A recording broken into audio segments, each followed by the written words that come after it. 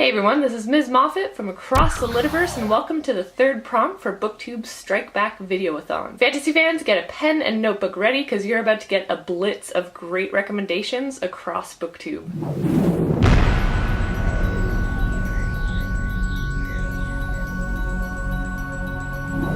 Thanks to some recent revisions to YouTube's partner program, the vast majority of booktubers are getting demonetized on February 20th, but we're not going down without a fight. The StrikeBackVideoAthon was created to help small booktubers, to celebrate books, to support each other's work, and to grow our community. So take the time to find a new booktuber and show them some love. If you're new here, my name is Ms. Moffat, and I'm a Canadian booktuber who loves science fiction, fantasy, manga, comics, YA, and so much more. While you're here, feel free to check out some of my videos and don't forget to hit subscribe. I'd recommend checking out my book review playlist if you're looking to add some new books to your TBR list this year. And now on to question 3. What are your favorite fantasy reads? I've been a true blue fantasy fan since I was a kid, and I can link all of that back to a book called The Seventh Princess by Nick Sullivan. A young girl falls asleep on her bus ride to school, and she's magically transported to another world where an evil witch is attacking a nearby city with her heartbeat princesses. Oh, the intrigue. It was the reason I came to love the "it was all a dream, or was it" trope as a kid. Since then, I like to think I've refined my fantasy tastes a wee bit, so here are a few recommendations for fellow fantasy fans. First off, I've got The 100,000 Kingdoms, which is book 1 of the Inheritance trilogy by N.K. Jemisin. Yindar is an outcast from the barbarian north. After her mother dies, under mysterious circumstances I might add, Yin is summoned to the majestic city of Sky, where she discovers she's an heiress to the throne. However, the throne is not easily won, and the power struggle with other heirs is dangerous and unpredictable.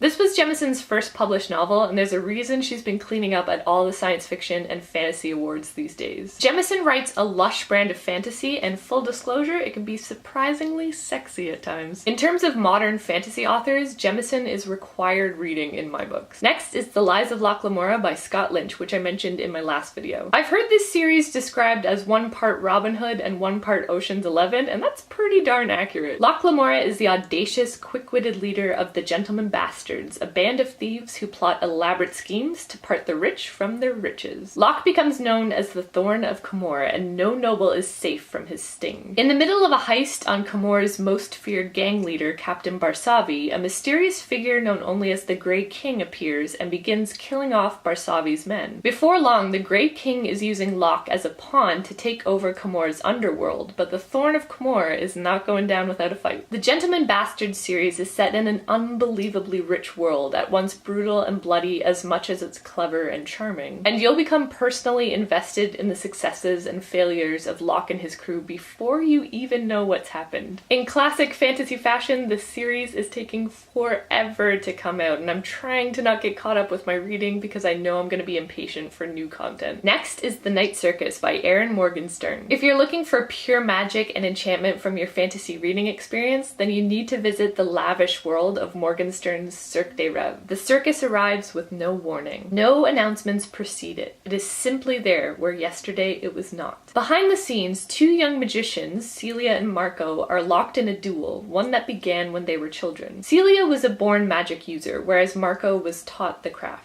Despite themselves, the two fall in love in the midst of their competition, and their love brings new life and wonder to the Cirque des Rêves. But the game must play out, and one of them must fall, and the entire circus hangs in the balance. Just holding this book is making me want to reread it. There are few books I can think of where it feels as though the author is casting a spell over you, and I would willingly follow these characters wherever they would choose to go. If you want a weird and wonderful October read, then The Night Circus is a must. And last, I thought I'd showcase some manga and talk about Natsume's Book of Friends by Yuki Midorikawa. Natsume Takashi can see yokai, or Japanese spirits and monsters that should be invisible to the human eye. He inherited this gift from his grandmother, Natsume Reiko, and he spent most of his childhood alone, given other children thought he was an oddball. Upon Reiko's death, she leaves a mysterious notebook to Natsume called the Book of Friends. Inside is a collection of contracts she formed with yokai in her youth. Natsume sets out to dissolve these contracts and to return the names of of the yokai in question, and he ends up helping a lot of people along the way. Natsume's Book of Friends is such a sweet and quiet and life-affirming series. I am a huge fan of the anime, and the manga holds up as well. When the series starts, Natsume is still nervous about getting close to people given his history, but as the series progresses, he ends up building a new family for himself with both people and yokai alike. Now I want to read Natsume all over again. I tried to cover as many fantasy bases as I could with that prompt, so hopefully 1 or 2 books piqued your interest. Have you checked out any of these books, or do you have any recommendations based on the books I talked about? Please feel free to leave comments below. If you like this video, make sure to give it a thumbs up to support this channel. As always, thank you for watching, and make sure to subscribe for more videos from across the Litiverse.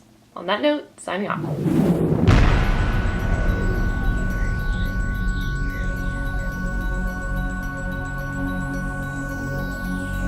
The StrikeBackVideoAthon. Oh god, my voice sounds awful.